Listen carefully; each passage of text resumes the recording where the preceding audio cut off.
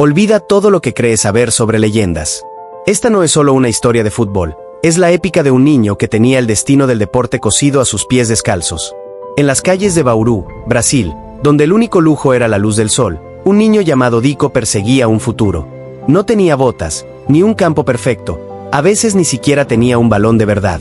Su primer balón fue un calcetín viejo, pero lo que sí tenía era una magia pura, salvaje, que brotaba de su alma. Lo llamaban Pelé por un error de pronunciación, un apodo que odiaba, pero que el universo estaba a punto de convertir en la palabra más poderosa del deporte. Prepárense, porque esta es la génesis del rey. Y todo comienza con un balón de papel y una promesa silenciosa. El mundo no sabía lo que le esperaba. Tenía 17 años y mientras otros adolescentes estaban aprendiendo a conducir, él estaba en Suecia, a punto de reescribir la historia. Brasil jugaba la final contra los anfitriones y el planeta se preparaba para ver a una estrella. Pero lo que vieron fue un fenómeno. Recibe el balón, en el área más peligrosa del mundo, levanta la cabeza, y sin dudar, hace un sombrero que humilla al defensor y luego la volea. Un gol que es arte en movimiento. Una insolencia genial. En solo minutos, ese chico, que apenas había dejado de ser un niño, no solo ganó un mundial. Él inventó el yogo bonito. Las lágrimas que ven en sus ojos no son solo de victoria, son las lágrimas de un rey recién coronado. La era Pelé acababa de comenzar, y el fútbol nunca, jamás, volvería a ser el mismo. El fútbol se convirtió en una religión, y Pelé era su mesías. Pero, ¿sabe lo que realmente significa ser el rey? Significa que tu poder trasciende el campo y ser más grande que la política, que la guerra. Durante los años 60, Pelé no jugaba en un club, jugaba en un circo global, en una embajada de Brasil itinerante. El Santos era la banda de rock más grande del planeta. Pero hay una historia que define su impacto. Nigeria, 1969. Plena guerra civil. Los dos bandos en conflicto aceptaron una tregua de 48 horas solo para poder ver a Pelé jugar en Lagos. Una guerra se detuvo, por un partido de fútbol. Imaginen ese poder. No hay político, ni general, ni superestrella de cine que pueda presumir de haber negociado una paz tan instantánea. Pelé era la fuerza unificadora más grande que el mundo había conocido. México 1970, el último baile, y el mundo, por fin, lo vio en color. Este mundial no fue solo la victoria de Brasil, fue la coronación definitiva del mito. Pero la grandeza de Pelé no se mide solo por los goles que marcó. Se mide por los que casi marcó y por la magia que creó en el proceso. ¿Recuerdan la parada del siglo de Gordon Banks? Esa no es una historia de la atajada de Banks, es una historia del poder del cabezazo de Pelé. ¿Y qué me dicen del disparo desde el medio campo? O el regate de 360 grados al portero uruguayo que dejó al mundo boquiabierto. Pelé era el casi gol más espectacular de la historia. Finalmente, contra Italia, llegó el golpe de gracia, el pase sin mirar, la asistencia perfecta a Carlos Alberto. Fue un director de orquesta, un artista de vanguardia. Pelé no solo jugaba, dictaba cómo se debía sentir el fútbol. Un tercer mundial, y un legado sellado para siempre. Pelé se retiró, pero el rey no muere, solo asciende a la eternidad. Se fue a Nueva York, al cosmos, no a terminar una carrera, sino a exportar el fútbol a la última frontera. Dejó las calles de Bauru, ganó 3 Copas del Mundo, anotó más de 1000 goles, e inspiró a generaciones enteras. Pero su legado no son los números, su legado es la sonrisa en la cara de cada niño que hoy patea un balón. Pelé demostró que la pobreza no es un límite, sino un trampolín. No fue solo el mejor jugador, fue el arquitecto del juego moderno. Hoy, cuando miras un regate imposible, un pase milimétrico, un gol de chilena, estás viendo un eco del chico que jugaba con un calcetín de papel. Pelé no fue solo una leyenda. Pelé fue el punto donde la historia del fútbol se dividió, antes y después de él. Y por eso, su número 10 será por siempre el sinónimo de la perfección. Hay jugadores buenos, hay leyendas, y luego está Pelé. Pero para ser el rey, primero hay que sobrevivir al trono. Esto no es solo la historia de un talento, es la historia de la presión más brutal que un adolescente jamás enfrentó. Con 15 años, un niño flaco llamado Dico llega al Santos. Su mentor, Waldemar de Brito, no solo le dice que será la estrella, le dice, serás el mejor jugador del mundo. Imaginen el peso de esa frase cayendo sobre un muchacho de un barrio humilde. Cada pase, cada regate, cada tiro, no era un juego, era un examen frente a un país obsesionado con el fútbol. El mundo esperaba un milagro, y él, con los ojos de un niño, estaba a punto de entregarlo. La presión ya era insoportable, y aún no había llegado la Copa del Mundo. Después de Suecia 58, Pelé no era una promesa, era una certeza. Chile 62 era su torneo. El mundo entero, los patrocinadores, los titulares, todo se centraba en él. Pero el destino es cruel, y en el segundo partido, lamentablemente su músculo se rompe. La imagen es demoledora, el mejor jugador del mundo, sentado en el banquillo, marginado, viéndose forzado a entregar su corona al destino. La presión de la expectativa se transformó en la angustia de la impotencia. Mientras Garrincha tomaba el relevo, Pelé cargaba con el miedo más grande de un atleta. ¿Y si esta es la última vez? ¿Y si esta lesión detiene al Rey? Ganaron el Mundial sin él en la cancha. Una victoria agridulce que solo sirvió para añadir una nueva presión, la duda. El fútbol es un deporte hermoso, pero en 1966, para Pelé, fue una cacería. Los rivales no querían vencerlo, querían detenerlo a cualquier costo. Los defensas, especialmente los búlgaros y los portugueses, actuaron como cazadores acechando a su presa. Esto no es fútbol, es agresión. Tacles brutales, codos voladores, patadas sin balón. La FIFA y los árbitros se lavaron las manos. Pelé fue destrozado, físicamente y emocionalmente. Brasil fracasó, y Pelé, harto del salvajismo, tomó una decisión radical: no volveré a jugar un mundial. El Rey abdicaba, la presión y el dolor habían ganado. El fútbol estaba a punto de perder a su más grande estrella en la flor de su carrera. Pero un genio jamás se rinde tan fácilmente. La presión es un arma de doble filo, puede aplastarte o puede forjar un diamante. 4 años de silencio después de Inglaterra, regresó para México 70, no como el niño prodigio, sino como el monarca absoluto. Este equipo de Brasil, esta máquina amarilla, era su obra maestra, y él era el director de orquesta. Ya no solo buscaba el gol, buscaba la perfección. Miren cómo juega, con una alegría renovada, sin miedo a las patadas. La asistencia a Carlos Alberto en la final es la imagen de la madurez. Pelé no solo ganó su tercer mundial, ganó una batalla personal. Se enfrentó a sus demonios de la lesión y el retiro, y salió invicto. Fue la redención más épica en la historia del deporte. Más de 1000 goles, 3 copas del mundo. Pero el verdadero legado de Pelé es este: él estableció el estándar. Él creó la vara de medir para la perfección. Cada gran jugador que vino después, desde Maradona hasta Messi y Cristiano, todos, son comparados con la sombra gigante del número 10 brasileño. Él fue el primero en llevar la corona de la excelencia global. Aguantó la presión de la pobreza, la presión del genio, la presión de las lesiones, y la presión de la cacería. Pelé no solo jugó al fútbol, le enseñó al mundo lo que significaba ser un campeón inmortal. Él nos recordó que la grandeza no es un accidente. Es el resultado de la resiliencia bajo una presión insoportable. El Rey nunca muere, el Rey solo se convierte en una leyenda eterna. Olvídense de los récords. Pelé no solo acumuló goles, él inventó el fútbol moderno. Piensen en esto: antes de que existiera la alta velocidad, el análisis de datos, o la repetición en cámara lenta, Pelé ya estaba 5 movimientos por delante de su tiempo. No era solo un goleador, era un arquitecto, un científico loco del balón. Sus goles no eran suerte, eran ingeniería pura. Y lo que van a ver ahora son 5 obras maestras, 5 jugadas que eran tan adelantadas a su época que nadie se las creyó. Esta no es la historia del Rey que ganó 3 mundiales, es la historia del genio que escribió el manual del fútbol. Prepárense para ver el futuro del deporte, grabado en blanco y negro, hace 60 años. Su primer invento, la chilena. Hoy es un truco común, pero en los años 60, era ciencia ficción. El balón viene por el aire, la mayoría de los jugadores esperan el bote, pero Pelé no espera. Pelé desafía la gravedad. Vean la suspensión en el aire, la precisión milimétrica. Para hacer esto, no solo necesitas fuerza abdominal. Necesitas una premonición de dónde caerá el balón y dónde estará el portero, todo en una fracción de segundo. Este gol no fue solo espectacular, fue un mensaje claro a la historia: el cuerpo humano puede hacer esto. Pelé lo hizo parecer fácil. Y el impacto fue tal que el público se levantaba solo por verlo calentar, esperando que el arquitecto les regalara otra de sus imposibles creaciones. Estaba jugando un deporte que aún no existía. Segundo invento, la ruleta. Piensen en Zinedine Zidane, en el control absoluto que tenía del balón girando sobre sí mismo.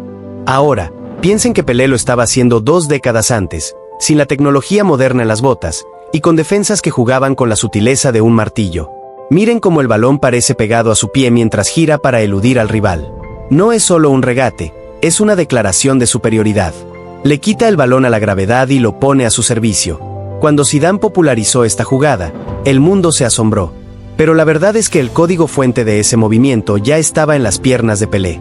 Estaba dando clases magistrales en un idioma que la mayoría de los futbolistas de su época aún no podían hablar. Tercer invento, el control de pecho y la volea inmediata. Hoy vemos a los delanteros usar todas las partes de su cuerpo, pero el arte de bajar un balón aéreo con la precisión de un guante es puro Pelé. El balón viene, no a su cabeza, sino a su pecho, y en lugar de rebotar, simplemente muere allí, en el punto exacto donde necesita estar para la siguiente acción. En ese momento, en la alta tensión de un mundial, bajar ese balón con suavidad y disparar sin que toque el suelo es un milagro de coordinación. No es solo fuerza, es tacto, es control de materiales, donde su cuerpo es la herramienta de precisión. El rey no solo anotaba, se aseguraba de que cada gol fuera un testimonio de la perfección humana. Cuarto y quinto inventos, unidos por el concepto de anticipación. El gol de placa, ese golpe de cabeza bajo y potente que no da opción al portero. Y por supuesto, el sombrero contra Suecia 58, el epítome de la insolencia técnica. El sombrero no es un truco, es la prueba de que Pelé pensaba en tercera dimensión. El defensor va al suelo, Pelé ya está en el aire, preparando el golpe de gracia. Este gol no fue el fin de una carrera, fue el inicio de una era de movimientos que tardaron décadas en ser replicados. Pelé lo hizo sin entrenamiento, solo con instinto. Pelé no solo marcó la historia del fútbol.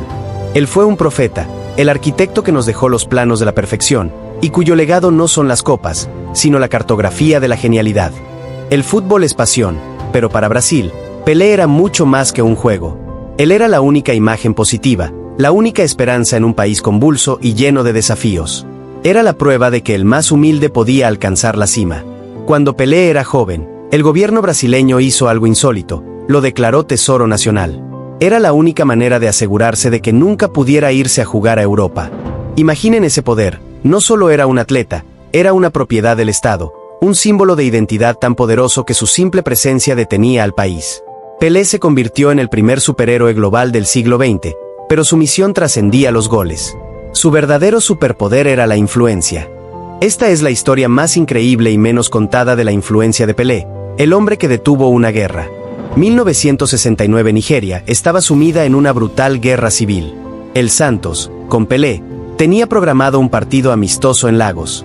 La situación era tan volátil que parecía imposible, pero ocurrió lo impensable. Los dos bandos en conflicto aceptaron un cese al fuego de 48 horas. Una tregua de verdad. Pero ¿cuál fue la razón? La razón fue muy simple, todos querían ver a Pelé jugar. Un estadio que debería haber sido un campo de batalla se convierte en un templo de la paz temporal. Pelé, un deportista, logró lo que los diplomáticos y los políticos no pudieron, un silencio de las armas. No usó negociaciones, usó una pelota. Fue la prueba definitiva de que su número 10 era más poderoso que cualquier arma. Su retiro de Brasil no fue un adiós, fue una reinvención. El rey tenía una última misión, conquistar América. Estados Unidos era el único lugar que no se había rendido al fútbol. Pero cuando Pelé firmó por el New York Cosmos, todo cambió. De pronto, el fútbol era una pasarela, mírenlo, está en la alfombra roja, codeándose con presidentes y leyendas del cine. Henry Kissinger, el secretario de Estado, lo llamó para convencerlo de firmar. Pelé no fue a jugar fútbol, fue a vender un deporte, a exportar una cultura. Él le dio glamour al fútbol en América del Norte, sembrando la semilla que hoy vemos florecer en la MLS y más allá. Pelé se transformó en un diplomático cultural, usando su fama como la herramienta más poderosa de marketing global jamás vista. Después de la cancha, Pelé se puso el uniforme más difícil, el de la política. En los años 90, fue nombrado ministro extraordinario de Deportes de Brasil. Su objetivo no era ganar títulos, era ganar integridad. Su lucha se centró en la ley que lleva su nombre, la Ley Pelé. Una ley diseñada para darle más poder a los jugadores, a los clubes, y menos a los agentes corruptos. Es una batalla que pocos atletas se atreven a librar, entrar en el lodo de la política para limpiar su deporte. El hombre que había traído gloria a Brasil ahora quería traer justicia. Este fue su partido más duro, librado sin balón, sino con leyes y debates. Pelé demostró que la influencia de un deportista no termina con el silbato final, solo evoluciona. Al final, el legado de Pelé no se mide solo en goles o títulos, sino en los puentes que construyó entre las personas. El hombre que detuvo una guerra, que transformó el deporte en un continente y que luchó por la honestidad en su patria. Su figura se convirtió en sinónimo de esperanza. Él fue embajador de las Naciones Unidas y de causas humanitarias, usando esa sonrisa para abrir puertas que la diplomacia tradicional no podía. Pelé demostró que el verdadero poder de un atleta reside en su capacidad para inspirar fuera de la cancha. No solo fue un ídolo, fue un agente de cambio. El número 10 es ahora la cifra de la perfección deportiva, pero también el código de la influencia global. Y es por eso que el rey será siempre más grande que el juego. Pelé ya era el rey, pero el mundo necesitaba la cifra redonda, el hito definitivo. Cada partido del Santos se convirtió en un circo. Periodistas, fotógrafos, políticos, todos siguiendo a Pelé, esperando el momento exacto. La presión era inhumana. El hombre más famoso del planeta no podía fallar.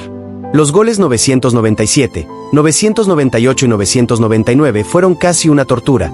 Cuando el conteo llegó a 999, el país se detuvo. Cada pase que Pelé daba, cada toque, venía cargado con la expectativa de una nación. Esta no era solo una estadística, era una misión histórica. Y todo el drama estaba a punto de explotar en un solo momento. La fecha era 19 de noviembre. El escenario, el templo sagrado, el Maracaná y el rival, Vasco da Gama. Todos sabían lo que iba a pasar, pero nadie podía predecir el drama. El Vasco da Gama no quería ser el equipo que pasara a la historia por encajar el gol 1000. Jugaron como leones, defendiendo cada centímetro de césped. Pero en el minuto 78, llegó el destino, penal a favor del Santos. El rugido del Maracaná fue ensordecedor. Todos observaban a Pelé, caminando hacia el punto de calorías. No hay jugada más solitaria en el fútbol que Pelé contra el portero, y contra el peso de la historia. El país entero está mirando, las radios de todo el continente están sintonizadas. Esta no es una simple patada, es un evento que paralizó a una nación. La tensión es tan densa, que casi puedes cortarla. Pelé se para frente al balón y el tiempo se detiene. El portero, el argentino Edgardo Andrada, se convierte en el guardián de la historia, un duelo de voluntades. Andrada estaba decidido a ser recordado por la atajada, no por el gol. El peso de los sueños de millones de personas estaba sobre ese tobillo. Mírenlo, y en ese momento decisivo, lanza el balón bajo, pegado al poste izquierdo. Andrada se estira, y casi lo detiene. Por un instante, el corazón de Brasil se detuvo. Pero no, el balón supera las manos de Andrada y toca la red. El rugido del gol regresa, pero es diferente. Es una explosión de alivio nacional y el campo es invadido inmediatamente. Pelé es un torbellino de emoción, abrazado y levantado como un rey en triunfo. Pero en medio de ese caos, en medio de la celebración más salvaje del deporte, Pelé hace algo que nadie esperaba. Un llamado, levantado sobre los hombros, grita a los micrófonos: por el amor de Dios, ayuden a los niños pobres, ayuden a los desamparados. El gol 1000 no era solo sobre fútbol, era un megáfono para la conciencia social. Pelé usó su momento de gloria personal para hablar por los más vulnerables. Fue el gol más importante de su vida, y no por la cifra, sino por el mensaje que envió al planeta. El gol 1000 no es solo un número, es una leyenda forjada en la presión, el dramatismo y el humanismo. Muchos debaten sobre la validez de los récords, pero nadie puede debatir el impacto de ese momento. Pelé se hizo más grande que el deporte cuando la gente común, los padres, los niños, los soldados en la guerra, sintieron que su éxito era también el suyo. Él fue el primer atleta que entendió que su fama era una plataforma para el cambio. El rey ya había ganado 3 Copas del Mundo, pero ese penal, esa pausa de tensión ante Andrada, es el momento que definió su legado como un ícono global. No fue solo un goleador, fue un fenómeno social. Y esa es la historia que el gol 1000 nos dejó para siempre. Comenta si crees que Pelé triunfaría en el fútbol moderno. Comparte y prepárate para conocer al único rey que no necesitó corona para gobernar el mundo. Suscríbete para más historias de leyendas. Y dale like si amas el fútbol clásico.